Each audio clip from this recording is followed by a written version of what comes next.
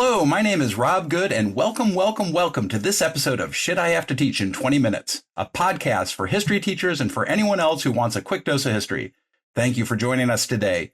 In every episode, my colleague Eric Hahn and I interview a historian about their scholarship.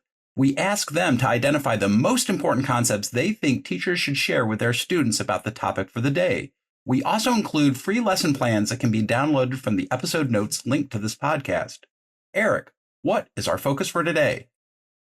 Well, Rob, since you are a bon vivant raconteur, and I would add feinschmecker, today we're going to explore a few ideas to think about when teaching and learning about the French Revolution. This is a topic that practically every secondary social studies teacher teaches or has taught. Certainly every school offers this topic in their curriculum. The topic for me was always a bit overwhelming, and when I first started teaching, the Crane-Brinton model was offered to have students learn about the stages of the revolution, which probably confused them even more. So I'm apologizing about that to my former students. But now there are lots of different and refreshing ways that teachers might approach this very important and very large topic. It seems like the longer we do this podcast, the more apologies we make to our former students. And there has to be more refreshing ways of approaching this topic than the series of dub videos that were produced in the 1960s that I was shown when I was in high school, and they were still in use when we started teaching in the 90s. That's the 1990s, not the 1890s. I will never forget the look on the face of the revolutionary in one of these terrible films who just nonchalantly is executing clerics by pushing them into the river. It still haunts me, but I digress. Who is our guest today to help us find a better way of teaching the French Revolution? Today we have the pleasure of introducing Dr. David Bell. Professor Bell is the Sidney and Ruth Lapidus Professor in the era of North Atlantic revolutions at Princeton University, and he teaches courses on the early modern Atlantic world with a particular interest in the political culture of Enlightenment and revolutionary France. David has taught at Yale, at Johns Hopkins, where he held the Andrew W. Mellon Chair in the Humanities, and served a term as Dean of Faculty in the School of Arts and Sciences. David joined the Princeton faculty in 2010. His current book is tentatively entitled The Opening of the Western Mind, A New History of the Enlightenment. Sounds like a good one to check out. To be published by Farrar, Straus, and Giroux. David has authored many books, and a couple include a textbook titled The West, A New History, published by Norton. And more relevant to the topic for today is Napoleon, a concise biography that's at Oxford University Press. Well, I'm sure a lot of our listeners use that textbook, and if they don't, they should check it out. Yeah. So welcome, David. Professor Bell, what would you say are the most important ideas about the French Revolution that teachers should teach and students should know regarding that time period? Oh, well, thanks so much for having me on the podcast. Obviously, a very big question about the French Revolution. I would say several things. First, I would say that it's important to see the French Revolution as one of the great laboratories of modern political life. If you look at what happens in France just over the course of a single decade, from 1789 to 1799, you have this remarkable succession of regimes. So when 1789 starts, the country is an absolute monarchy. Within a year, it is transformed into something like a constitutional monarchy. In 1792, that monarchy has already been transformed with a new constitution, but then it's overthrown and replaced by something which we could call a democratic republic with full voting rights for at least all adult men. By 1793, that regime has devolved into something closer to an ideological dictatorship. That regime only lasts for less than a year. It's then overthrown and is replaced by essentially a series of unstable quasi-democratic regimes that last for another 5 years until they're overthrown in a coup, really a military coup in 1799, and then you have the imposition of something that is really a kind of populist dictatorship, which is then transformed into a monarchy in 1804. So you have this remarkable laboratory in which so many regimes succeed each other. In addition, in this laboratory of modern politics, you have, the question of rights comes up from the very beginning. So in the United States, of course, the Bill of Rights comes about as an addendum literally as amendments to the Constitution. But the French Revolution starts. The first great document it produces is the Declaration of the Rights of Man and of Citizen in August of 1789. So immediately the question of rights is right there. It is debated, and as it is debated, the question then comes up of, how far can you extend these rights? Do you extend them to women? And that question comes up much earlier and much more powerfully in France than it does in the United States. Can you extend these to enslaved people? Is slavery compatible with rights? Again, this question comes up much more quickly and much more dramatically in France than it does in the United States, with the result that actually, in large part, thanks to the action of enslaved people in the French colonies, by early 1794, the French government has actually acted to abolish slavery throughout France's possessions, overseas possessions. So you have all of this going on as a laboratory for modern political life. At the same time, it raises lots of questions about the stability of modern political forms, because you have these many different attempts to create new constitutions, to create stable democratic governments, and many of these fail. So the question then becomes, why do these fail? Why can't the French manage to create a stable constitution? Why is the first republic, in fact, that they create only the first of what are now 5 republics in France? And then I think one other great and really important thing to look at when you're looking at the history of the French Revolution is to see it in the context of the Atlantic revolutions of the time. So that this is one of many revolutions that take place throughout the Atlantic world. It happens, of course, on the heels of the American Revolution. Americans tend to see it, not surprisingly, as the continuation of the American Revolution. But then the French Revolution leads very quickly to revolutions within France's colonial possessions, particularly what we now call Haiti, which had been called Saint-Domingue at the time. And if you look at the French Caribbean colonies in 1789, while they are very small compared to France or compared to the United States, there are just as many enslaved people there as there are in the entire United States. So in that sense, the question of slavery is posed very directly and very dramatically for the French, for France, just as it was for the United States in the American Revolution. So the French Revolution leads directly to what we now call the Haitian Revolution, and then it is followed by many, many other revolutions, leading to particularly the South American and Latin American revolutions that continue through into the 1820s. So I think in all these ways, the French Revolution remains an incredibly important topic. If you could direct teachers to any documentation about how the French Revolution in particular addresses slavery. I know you have the conflict in Saint-Domingue, but if there is a clash within the revolution, or if there is something in particular that might be consumable, maybe even for students to peruse as they're looking at the French Revolution. That's a very interesting point that you bring up, I think. Well, I think there's no single document there which has, obviously there is the Declaration of the Rights of Man and Citizen, which then which then leads to a lot of this discussion. Interestingly, there were a lot of people in the colonies who saw even though the Declaration of the Rights of Man and Citizen said that all men are created free and equal, nonetheless, it also guaranteed the right of property in Article 17. And so a lot of slave owners said, well, this justifies what we're doing because we have an absolute right to property. But if you're looking for particular documents, I would actually recommend 2 particular resources. There are 2 very good books of readers of documents from the revolution in the Caribbean. One of them is edited by Laurent Dubois, Dubois, and John Garrigus, Garrigus. And the other is edited by Jeremy Popkin, Popkan. And these are both designed for students. They're designed usually for either advanced high school students or early college students. And there's plenty of material to explain the documents, to annotate the documents. And these are both very, very good teaching resources, both of which I use all the time.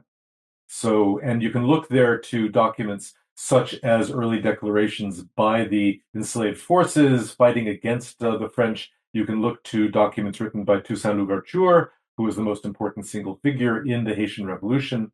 You can look to the Haitian Declaration of Independence written by Jean-Jacques Dessalines, the person who actually led the country into independence in 1804, and many other such documents. But these are, again, very accessible, relatively cheap, readers, and they have quite a lot of documents from the Caribbean, from France. They include debates in France about this. The situation in the Caribbean was very complicated because the first violence did not actually involve the enslaved, but it actually involved the revolt by free people of color who were campaigning for full rights under the Declaration of the Rights of Man. But then was followed in 1791 by the revolt of the Great Revolt of the Enslaved, which was eventually led by Toussaint Louverture. Sort of a slightly different question, although, and those are amazing resources. So thank you for sharing those. And I know our teachers are going to be interested in that.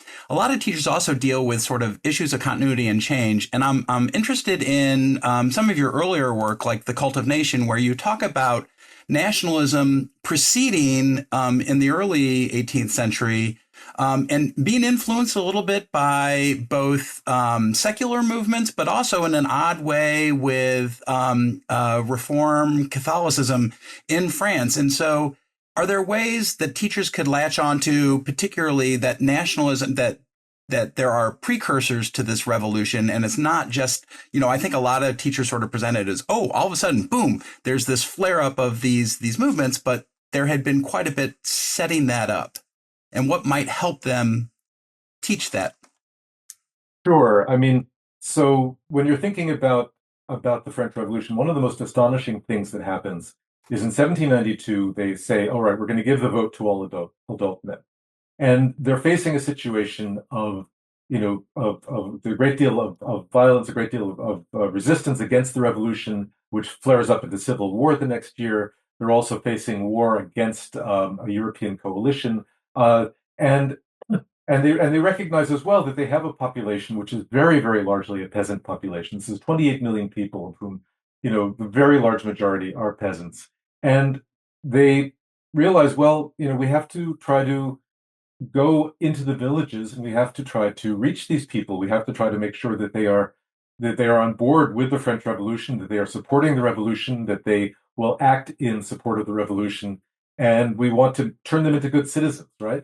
So we want to give them a real education, and this is particularly hard because this is still a country where large proportion, particularly the rural population, are illiterate, where it is a multilingual country, where outside of the Paris Basin, most people, at least at home, don't speak anything like standard French. A lot of them speak regional languages. Some of them speak regional languages that are nothing like French, like Breton or like Alsatian German or Flemish. So they're faced with this huge problem, and as they're looking at this, what they find is that, well, there's one organization and only one organization that had gone into the villages and had really tried to affect change on a national level. And that organization was the Catholic Church. Because if you go back to the time of the Reformation, which of course, will often be taught in these same courses as the French Revolution, what you see as a result of the Reformation is that on both sides of the religious divide, Protestant and Catholic, you have an attempt on the part of these religious organizations to basically, again, to go into the villages and to change the culture of the people, to make them better Christians, whether better Protestants or better Catholics. So you see these, I mean, we think today of missionary work as being something, that takes place outside of Europe, where missionaries are being sent into Africa or into Asia or into North America. But in fact, the largest center of missionary work in early modern Europe was in Europe itself, in these countries, in the rural areas of these countries, where you had these large-scale missions that went out to try to educate the people. And this, in some ways, became the model for the French revolutionaries, that they sent, what they were basically even calling missionaries into the villages to try, but now not to turn these people into better Christians, but to turn them into better citizens. The French Revolution is really building on this model. And again, it's a big question that I think is really important to discuss in courses on history of any country, which is the question of how you actually go in and you are trying to mold an entire population, which so many ideological movements, so many governments, whether nationalist or other sorts of movements, have tried to do. Well, So, go ahead, Rob. just to follow up on that, because, the French Revolution often is presented to students as being so secular and so antagonistic to traditional religion. So there was a cooperative effort, and did it occur in a later stage or all throughout, using the church as a way of doing this sort of citizenship development and cultivating a national identity? I mean, it really happened throughout the revolutionary period, but with different intensity as it became more and more important for them, particularly as the revolution became more democratic. As it became more important for them to actually reach out to the population as a whole. Um, Interestingly, one thing which is, I think, always important to try to stress to students is the fact that, for most people in the West, up until the French Revolution, democracy was a kind of dirty word, right? Even for James Madison, he didn't like the word democracy. I mean, democracy was something akin to mob rule. Democracy was uncontrolled. It was dangerous. It was violent. You wanted to design constitutional systems that would protect against the kind of upheavals that were associated with democracy. And then, with the rise of the Democratic Republicans in the United States, of course, but also in the French Revolution with the Jacobins, you started to have people who said, hey, democracy is actually a good thing. We are proud to be Democrats, and we want more democracy. So, so you have that aspect of things. As to the question of religion, that's another thing, of course, to emphasize about the French Revolution, which is really remarkable.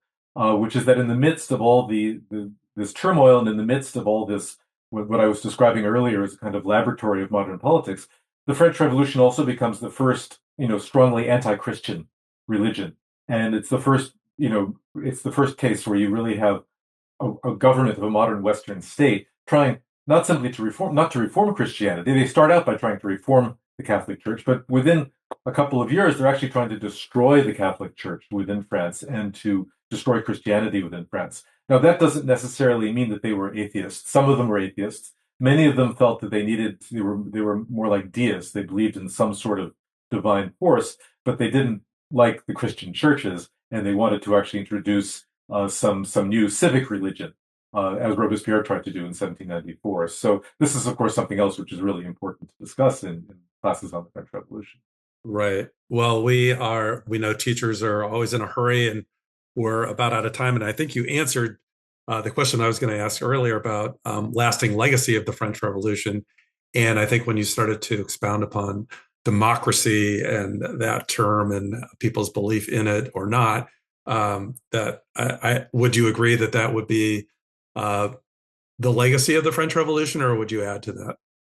I think there are many different legacies of the French Revolution. Sorry to be overly complicated as historians tend to be. It's complicated. But democracy is certainly one major legacy of the French Revolution. Another is terror. Another is this, the fact that this revolution devolves into bloodshed very early on.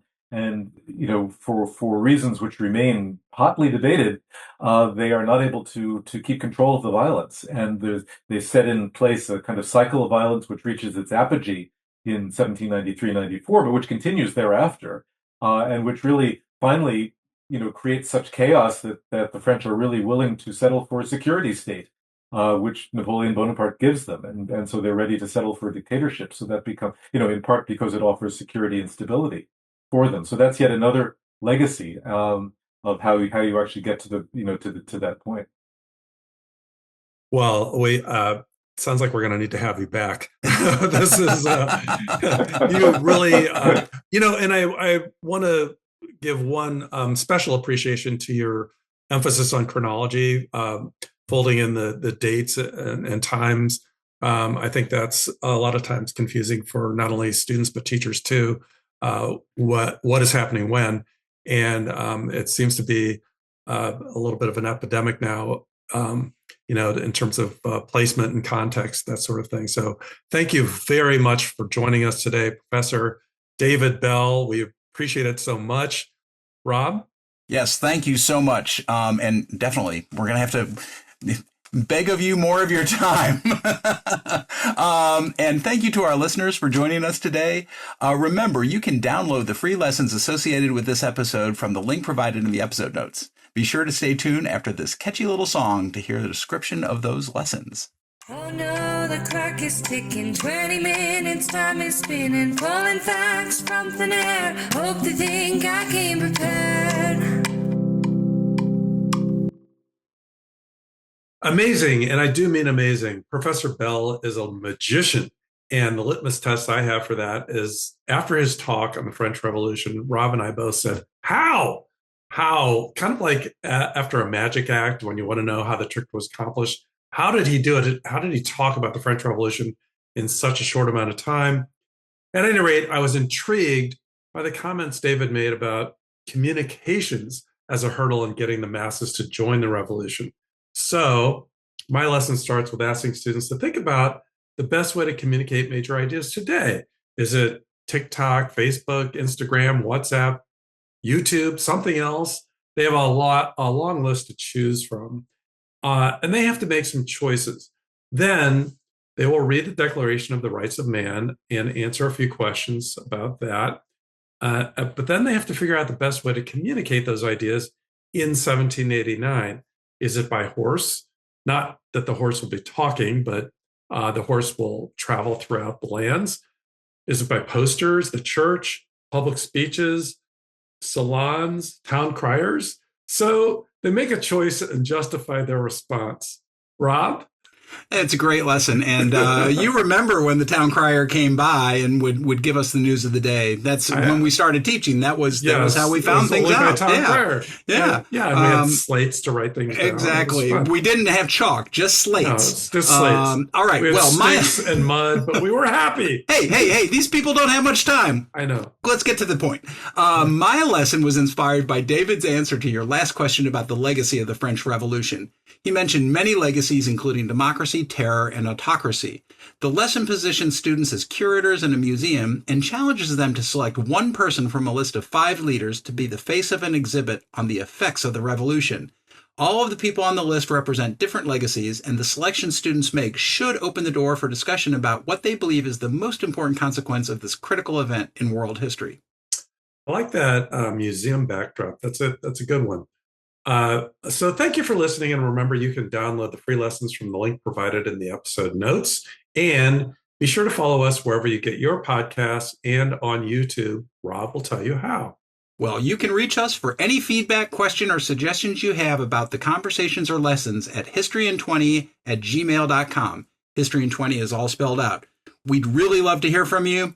Thank you for joining us today.